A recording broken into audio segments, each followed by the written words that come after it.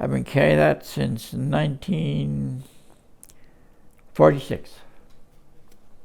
My love story? I would say it was rather unique when you consider what took place and how it all came about. I think it was meant to be. My name is Reg Harrison. I had the nickname Crash. So I was actually born on a farm, nothing but grasshoppers, and the wind would blow day after day. I never really wanted to be a farmer. Excitement of being up in the air and flying, I think that was uppermost in my mind. Well, that was one reason why I joined up. I met a chap from Ottawa. His name was Bud Holloway. He was about 6'1" or 2", really good looking. He really stood out. I always felt a little bit inferior to him. He was taller than me, a lot more good looking, but we got along really well. And we became close friends, and we got our wings towards the end of April 1943.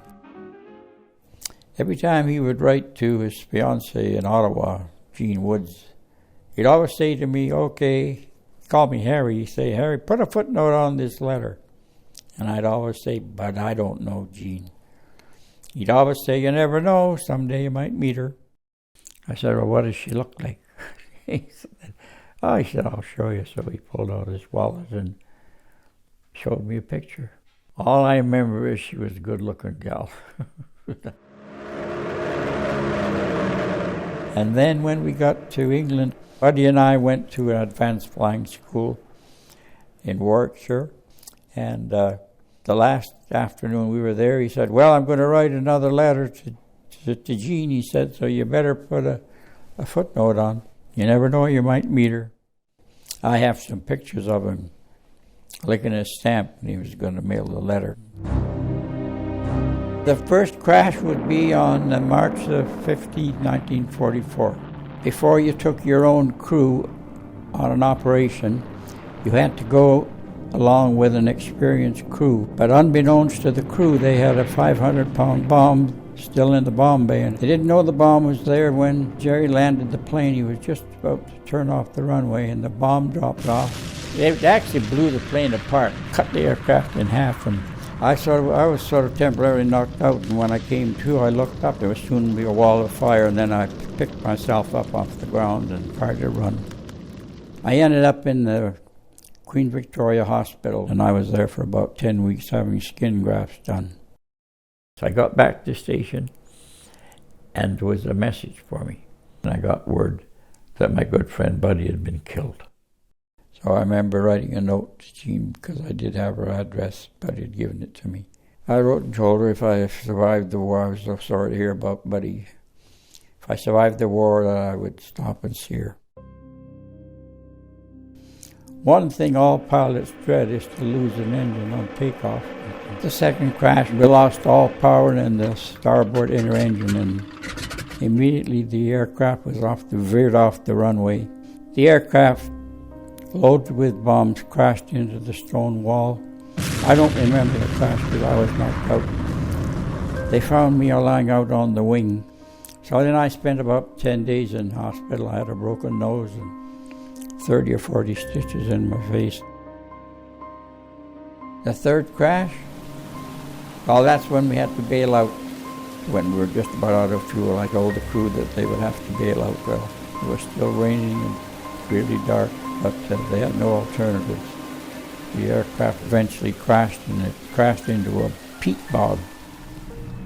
The fourth crash is when we were over attacking Duisburg. That's when we got fired on by, that's what they call friendly fire. The whole left-hand side of the aircraft was peppered with holes, and I went to put the wheels down, and I only got one wheel down.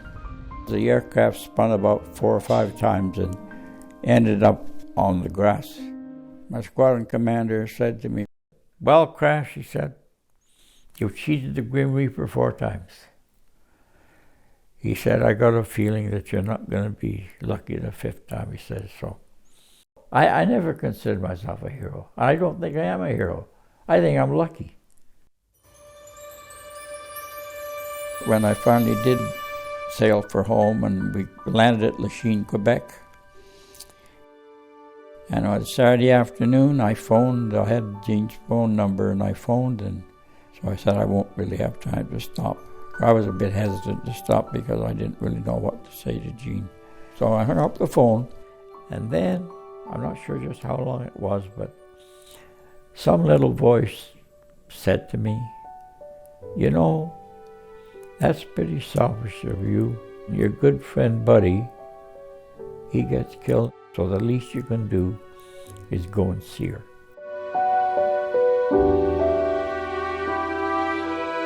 We arrived in Ottawa, several hundred people in there. It was jammed with people. Finally, the crowd thinned out, and I looked across, and I could see two women, and it looked as though they were holding a picture. I liked her as soon as I saw her. She was a beautiful, caring person. So that's how we met. I was going to stay for 2 days, and I stayed for 4. And that summer I went back, spent another 10 days. I hesitated to ask her to marry because I didn't think that I could be the same type of a husband that Buddy would have been had he lived. So I was a bit hesitant, but I got up enough courage. I often wondered if my good friend Buddy, if he had a premonition he wasn't going to come back, because he was so emphatic when he'd say, "You never know, someday you might meet her." And he was right.